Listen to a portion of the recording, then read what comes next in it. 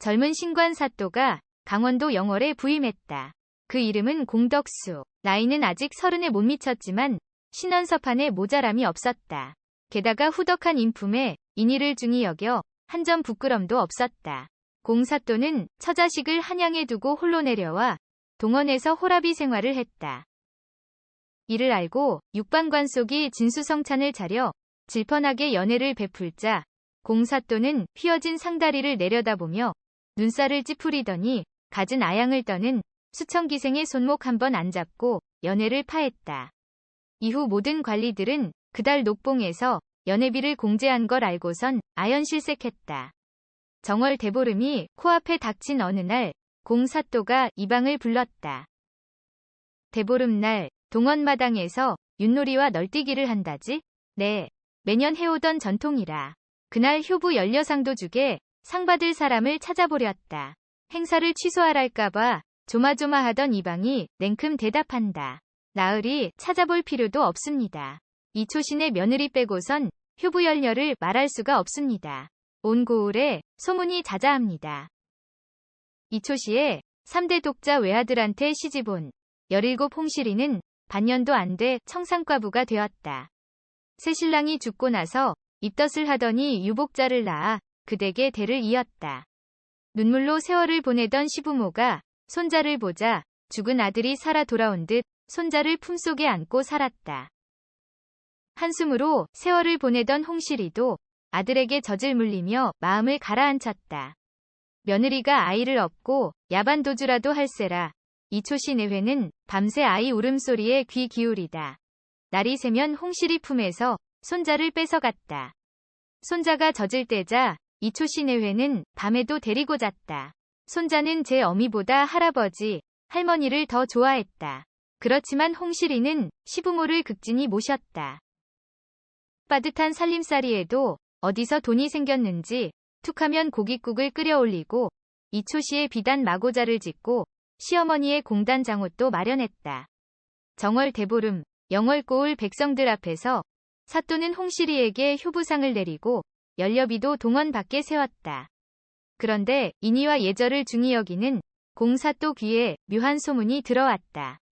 점자는 이 진사와 술잔을 나누며 시를 짓는데 그가 이렇게 전하는 것이 아닌가. 사또 나으리, 동강주막에 가끔씩 돈 많은 거상이나 부잣집 도령이 들러 하룻밤 갯골을 푸는데 그 상대가 주모나 기생, 유녀가 아니랍니다. 시문에도 능하고 말과 행동에 품위가 있어 억만금을 주더라도 천박한 남정네에게는 몸을 주지 않는답니다. 은밀하게 이틀 전에 주모에게 예약을 해야 되고 이상한 것은 그 여자가 각시탈을 썼답니다. 이불 속에서도 탈을 써 남자가 벗기려 들면 은장도를 빼든다네요. 호사가들이 지어낸 헛소문인지 허허허. 정선 금광에서 노다지를 찾았다는 광산주가 이틀 전 주모에게 예약을 하고 금침 깔린 안방에서 술잔을 기울이고 있었다. 삼경이 가까워지는 늦은 밤 주모가 들어왔다. 나으리 오래 기다렸습니다요. 왔습니다. 약조하신 대로 절대 탈을 벗기면 안 됩니다. 장옷으로 두 눈만 남기고 온몸을 가린 여인이 들어와 장옷을 벗었다. 소문대로 웃는 모습에 각시탈을 쓴 여인이 연두색 비단 치마에 붉은 저고리를 우아하게 입고 살포시 앉았다. 낭자도 한 잔 하구려. 여인이 뒤돌아 앉아 탈을 올리고 술 한 잔을 비웠다. 저도 대인께 약주 한 잔 올리겠습니다. 목소리가 은쟁반의 옥굿을 구르는 소리다. 치마에 수놓인 홍매에 나비가 날아들 것 같구려. 젊은 금광주와 각시탈은 주거니 받거니 술잔을 나누며 매화시도 한 구절을 주면 대구절을 척척 받아 넘겼다. 술상을 치운 뒤 각시탈이 저고리 옷고름을 풀고 치마를 벗자 촛불 역광에 망사 속 치마 속의 여인의 몸매가 고혹스럽게 드러났다. 금광주가 후 촛불을 끄고 눌러 썼던 갓을 벗었다. 일진광풍에 몰려온 먹구름이 폭우를 쏟고 천둥번개의 하늘과 땅이 붙어버렸다. 이튿날 봄볕이 내릴 쬐는 동원 마루 의자에서 코까지 골며 낮잠을 자고 난 공사또가 혼자 중얼거렸다.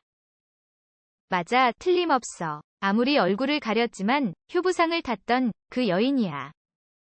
시부모님 아침상을 차려주고 안방에 들어누운 홍실이는 금광주? 아니야, 사또야.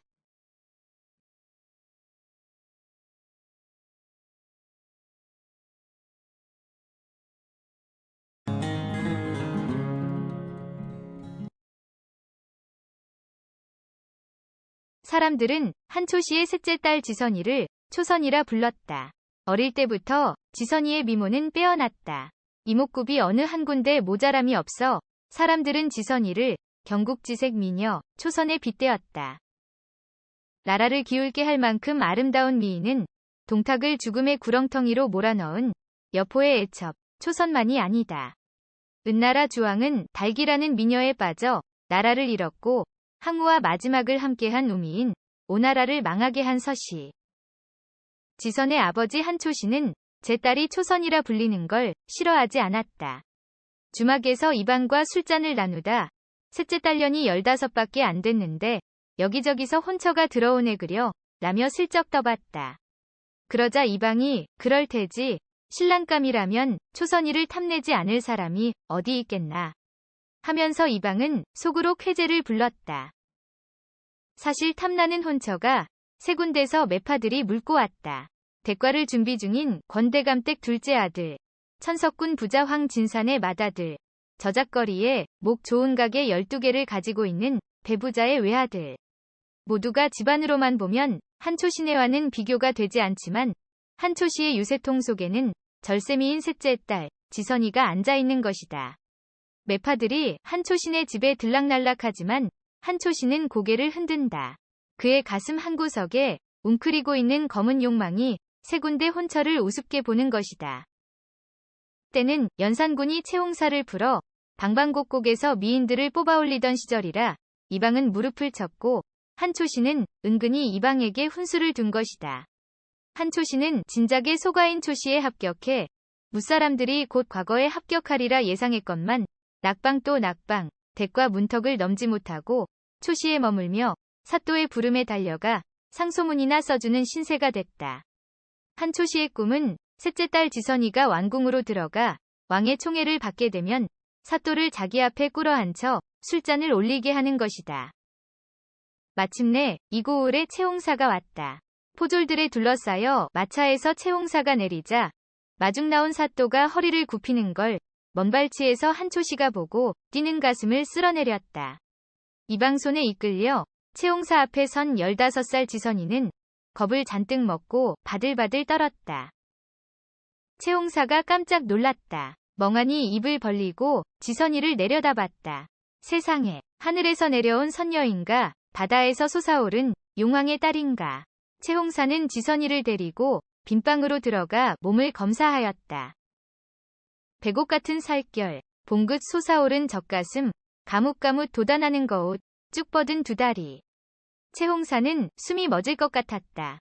채홍사가 지선이 아버지 한초시를 불러 상전 모시듯이 술잔을 올리자 사또도 덩달아 한초시 앞에 앉아 잔을 올렸다.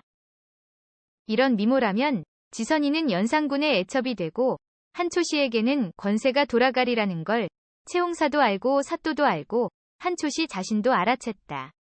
사또가 채홍사에게 귀띔을 하자 이방이 묵직한 전대를 들고 왔다. 채홍사가 그걸 받아 한초시에게 건넸다. 이튿날 아침 채홍사는 지선이를 마차에 태워 한양으로 향했고 어흠어흠. 한초시의 헛기침 소리는 크게 울려 퍼졌다. 사또와 사또가 대필집사처럼 부려먹던 한초시의 입장이 완전히 뒤바뀌었고 맞잔을 부딪던 이방은 한초시의 발가락대가 되었다.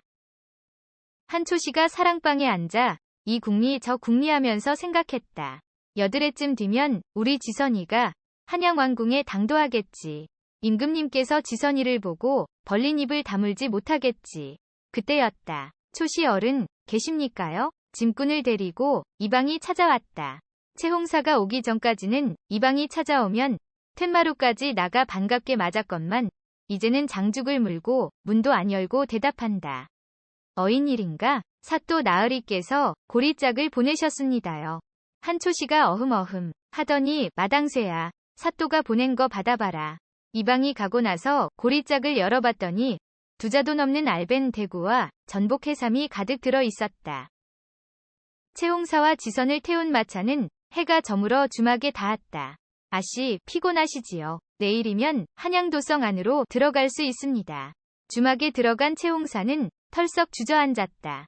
중종반정이 일어나 연산군이 옥좌에서 쫓겨났다는 소식을 들었다. 그날 밤 채홍사는 지선이를 밤새도록 농락하고 새벽에 어디론가 도망쳤다.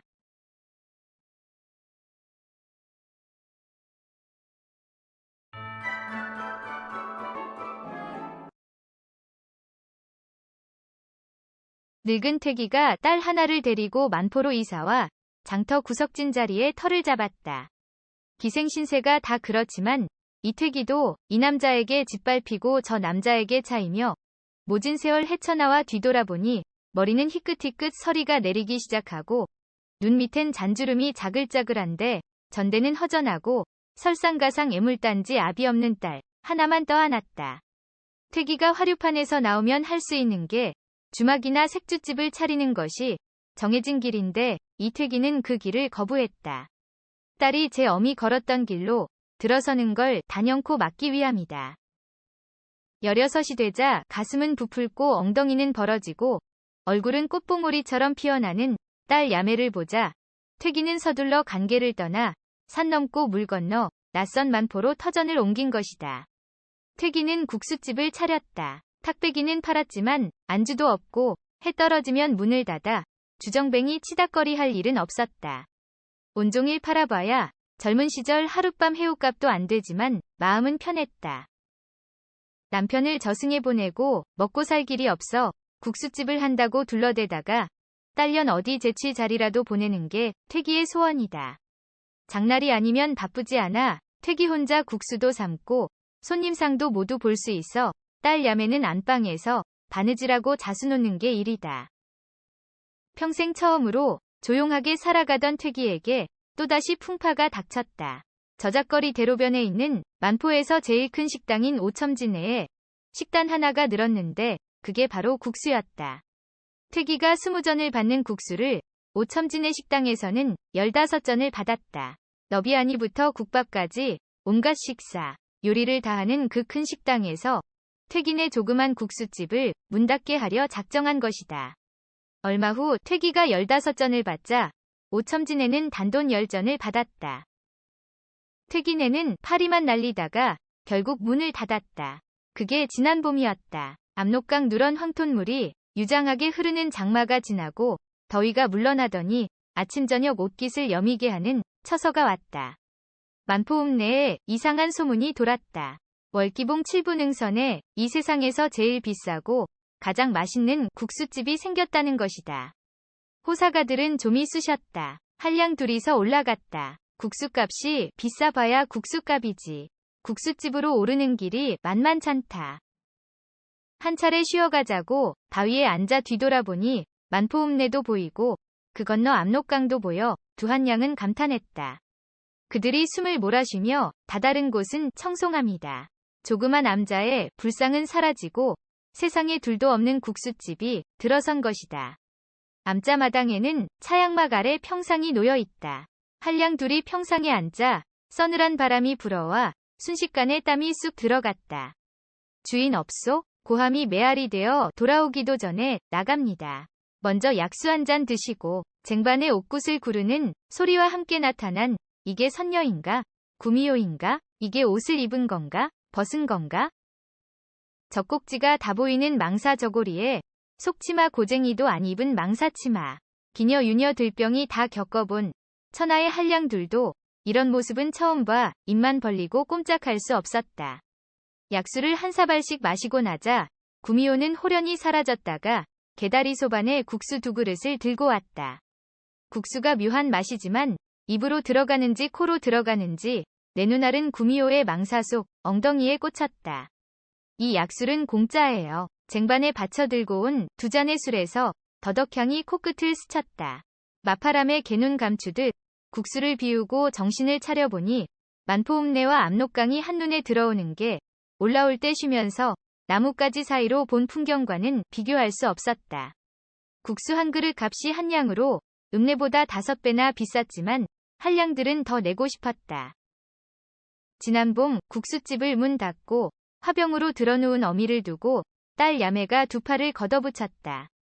먼저 탁발을 나왔다가 가끔씩 국수집에 들르던 노스님을 찾았다. 한 번은 국수를 먹고 난 노스님이 야매를 자세히 보더니 내 어미는 한평생 고생했지만 너는 한평생 호강하고 살관상이다.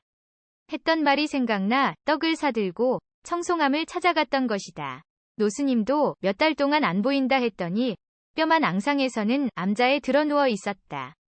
행자도 없이 혼자 기거하다가 곡기를 끊고 드러누워 있던 스님이 야매 손을 잡고 말했다. 내 집에 들를 때마다 국수값을 받지 않고 탁발까지 해줘 고마웠다. 이 암자는 네가 맡아라. 며칠 후 야매는 노스님의 답이식을 치렀다. 청송암 약수는 예부터 이름이 높아 치성을 드리거나 약주를 빚을 때 떠갔다. 야매는 청송암에 국수집을 차리고 타고난 끼를 살려 남정네들의 눈요기를 채워줬다. 시장이 반찬이라 이곳까지 오르면 배가 꺼져 국수 맛이 안 날 수가 없었다. 청송암을 둘러싼 솔밭엔 번호표를 받아든 남정네들이 문자 그대로 인산을 이뤘다.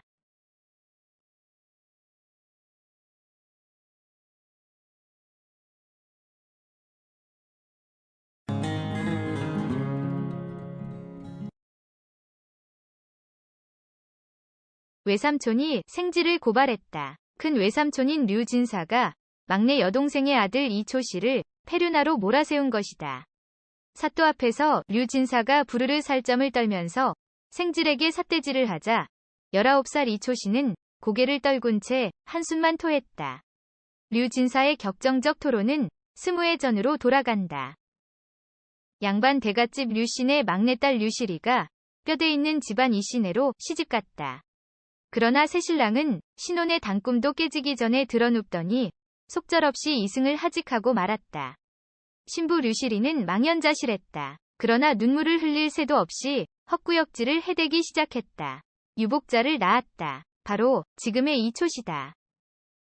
청상과부 류시리는 금이야 오기야 유복자에게 온 정성을 쏟았다. 한눈 팔지도 않았다. 가끔 냇가에서 빨래를 할 때 매파가 다가와 은근슬쩍 떠보았지만 류시리는 눈도 마주치지 않고 돌아섰다. 류시리는 유복자 때문에 버틸 수 있었다. 서당에서 다른 학동들이 사자수학이나 동몽선습에 매달려 있을 때 유복자는 사서에 빠졌다.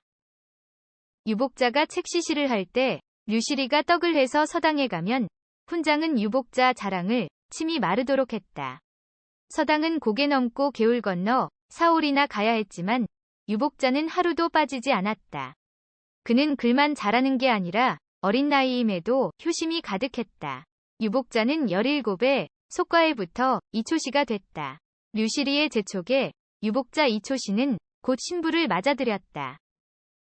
저놈이 제 어미를 그렇게 모시더니 장가를 가자 색시한테 빠져서 어미를 내쫓은 거요. 사또 날이 저 불효막심한 놈을 벌하시고 그 어미를 찾아주십시오. 막내 여동생이 시집가자마자 청상과부가 된 게 항상 마음에 걸려 가슴 아팠던 류진사가 사또 앞에서 울분을 토했다. 동원마당이 꺼져라 한숨만 토하는 이초시에게 사또가 물었다. 어미를 쫓아냈느냐? 아닙니다. 소인이 어떻게 제 어미를 쫓아내겠습니까? 그럼 제 발로 집을 나갔느냐? 모르겠습니다.